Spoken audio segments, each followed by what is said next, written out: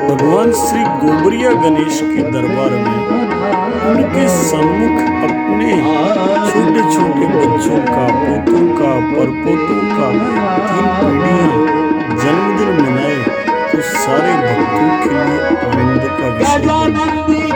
स्वतः ही मन में हमारे भी भाव आते हैं कि हम भी बैठकर भजन गाएं, हम सब मिलकर भी आरती करें, जय गणेश जय गणेश जय गणेश देवा, और उन भक्तों के आनंद में सम्मिलित हो जाएं जो हैप्पी बर्थडे को छोड़ करके, अंधेरे को छोड़कर प्रकाश की यात्रा कर रहे, तमसो मां ज्योतिर्गमय की यात्रा, जो गए से गधे से प्रारंभ हुई और वापस वहीं ले जा रहे हैं जहाँ गए से गणेश की स्थापना होती है।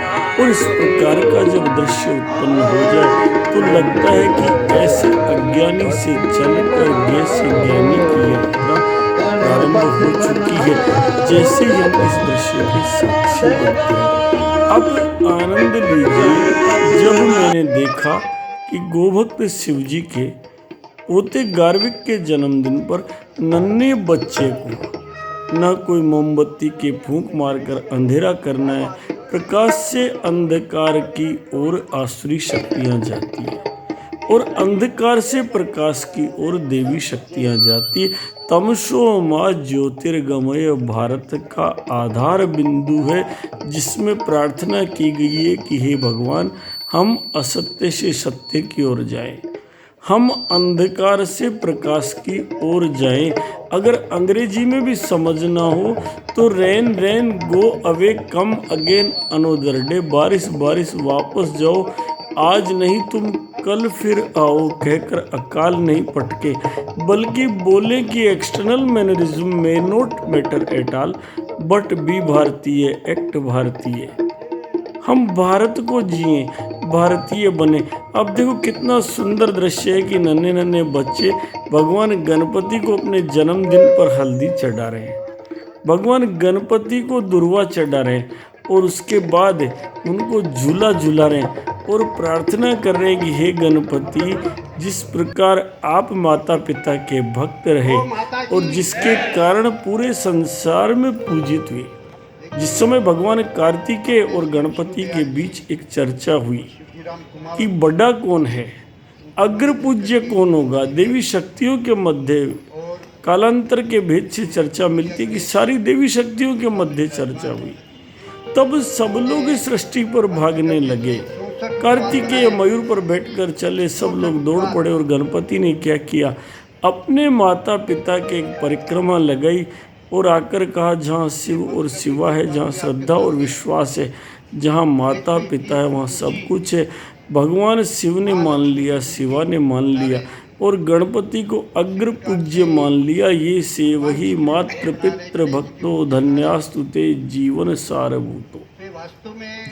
एक सिद्धांत अडिग हो गया कि जो अपने माता पिता की परिक्रमा करेगा, जो उनके अंदर श्रद्धा रखेगा, वह संसार का अग्र पूज्य होगा।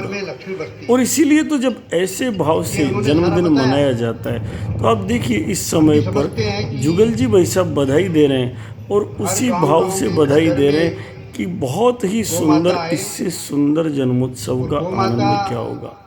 केवल जुगल जी ही नहीं, प्रत्येक व्यक्ति अपने मन से, नन्हे नन्हे बच्चे क्या कर रहे हैं कि वो गणपति के भोग लगा रहे हैं। सबसे पहले एक मोदक चढ़ा रहे हैं, उस मोदक को थोड़ा थोड़ा करके सबको प्रसादी में दे रहे हैं, मानो केक नहीं काटना है। मोदक क्या होता है, अलग अलग जो बूंदी का दाना होता है उनको एकत्र करके जब एक जगह बांध दिया जाता है, जब समाज को संघबद्ध कर दिया जाता है तो वह मोदक बन जाता है।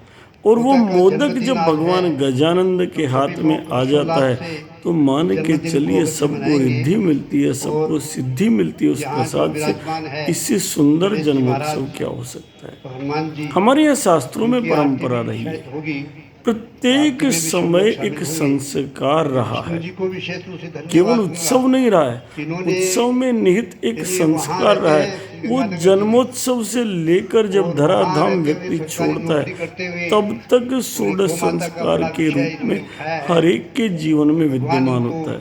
यहाँ तक कि पहली बार बच्चा गर्भ में आता है तो संस्कार संपन्न। यहाँ तक कि बच्चा जब जन्म लेता है तो संस्कार संबंध है। जब 8वें महीने गर्भ में होता है तो संपन्न। जन्म के समय जब वो गर्भगृह से पहली बार बाहर आता है तो नामों का संस्कार, जातक्रम संस्कार। जब वो घर की देने कूदता है तो गृह निष्क्रमण संस्कार, जलवा पूजन संस्कार। अरे बाबा, उसके पहली बार बाल भी जब काटे जाते हैं तो भी मानव संस्कार। जो पढ़ाई करने जाता है तो भी उपनयन संस्कार है। जब वो विवाह के लिए जाता है तो भी पाणी ग्रहण संस्कार है। और जब धराधाम छोड़ता है तो भी संस्कार। इतनी सुंदर व्यवस्था जब हो तो सबको आनंद आता है। इस समय बाल गणपति के जन्म का संस्कार चल रहा है। उनका भाद्रपद शुक्ल चतुर्थी को जन्म हुआ और आज राधाष्टमी के दिन पर भगवान राधा और कृष्ण के समक्ष इतना अद्भुत आनंद आप भी जोड़ों से हल्दी चढ़ाएं, प्रकाश को अंधकार में नहीं बदलने का प्रयास होगा। ठीक उसी प्रकार जैसे इन गणपति को पानी में नहीं, ठीक इसी प्रकार जैसे गोबर के गणेश सबसे महंगे गणेश का दरबार लगा हुआ जिनमें साक्षात लक्ष्मी का वास। ठीक उसी प्रकार कि जिस प्रकार फिर चांद आसी पूर्णमासी फिरा भारत ज्ञान पासी सकल जगन पे। ठीक उसी प्रकार जिस प्रकार हनुमान जी महाराज शांत भाव से बैठे हों और उनके समक्ष बड़ी पीढ़ी का जामवंत कोई खड़ा हो, ये 3 पीढ़ियों का एकत्रीकरण, इससे अद्भुत क्या होगा। यही तो लॉर्ड ऑफ डेमोक्रेसी, गणतंत्र के देवता गजानंद के लिए उस स्वर का बोध है जो जय गणेश जय गणेश जय गणेश देवा के रूप में विद्यमान है। यही तो वो बोध है जो कहता है कि आपकी माता शक्ति संपन्न है, माता जानकी पार्वती पर्वत की पुत्री है, अडिग है, पिता महादेव देवों के देव है। ऐसे गणपति की हम उपासना करते हैं। ऐसे गणपति की हम उपासना करते हैं जिन्होंने महाभारत के लेखन के लिए अपने आप को एक दंत कहलाना प्रारंभ किया। हम ऐसे गणपति की आराधना कर रहे हैं जो दयावान है, ऐसे गणपति की जो 4 भुजाधारी है, ऐसे गणपति जो महान से महान है।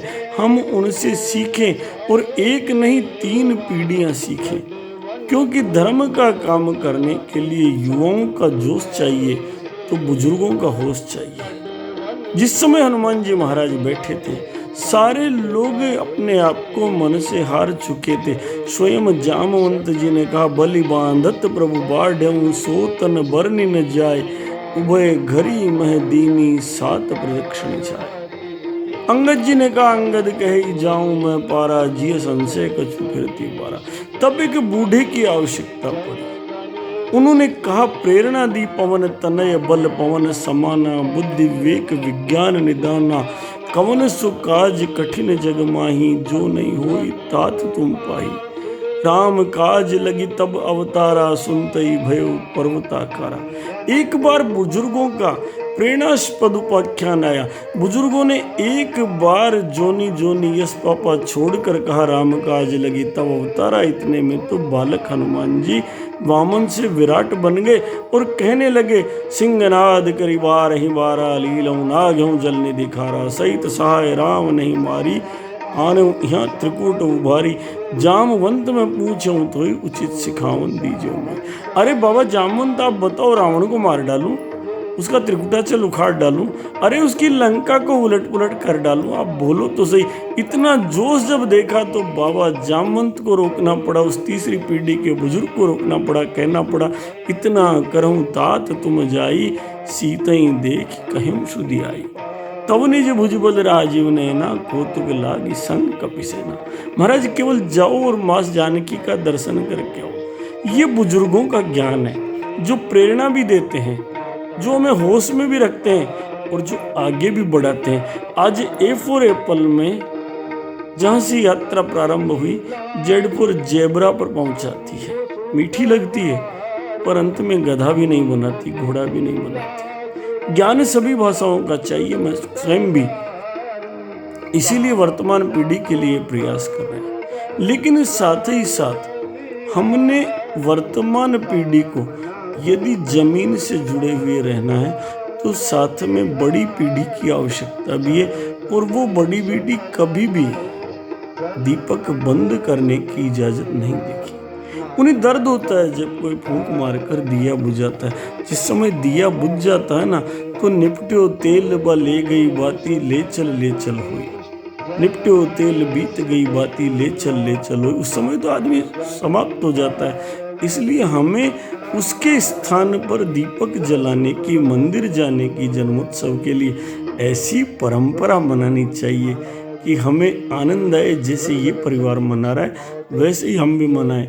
सोहमअष्टमी इति व्रती अखंडा दीप शिखा सोई परम प्रचंडा। श्री राम जय जय राम,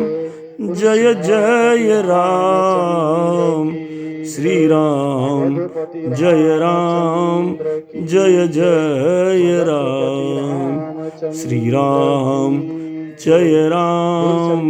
जय जय राम, श्री राम जय जय राम।